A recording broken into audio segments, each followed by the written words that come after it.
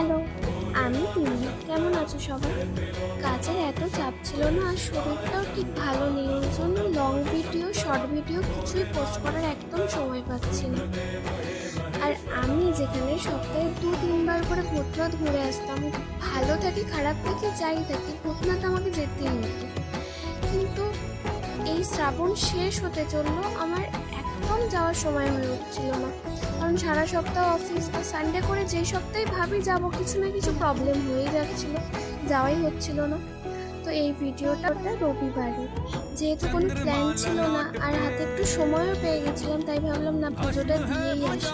সেই জন্য সকাল সকাল আমি, কাকিমা আর আমার দিদি গিয়েছিলাম ভূতনাথে পুজো দিতে। আমি ভেবেছিলাম হয়তো রোববার অতটাও ভিড় পাবো না, সোমবারের তুলনায় হয়তো একটু কম ভিড় থাকবে, বাট বিশ্বাস করো খুব ভিড় হয়েছিল। কি কষ্ট করে যে পুজো দিয়েছি না, পুরো জল অর্ধেকটা আমার মাথাতেই পড়ে গেছে ধাক্কা ধাক্কিতে। দেন পুজোটা ভালো করে দিয়ে গঙ্গা গিয়েছিলাম একটু ঘাটে, গঙ্গা আমাকে প্রণাম করতে, আর বাড়িতেও একটু জল আনার ছিল, তাই ছবি তুলেও ছিলাম।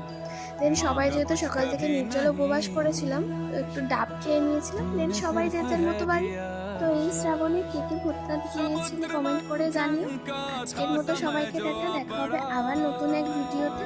সবাই খুব ভালো থেকো, খুব ভালো করে কাটিয়ে আজকের দিনটা।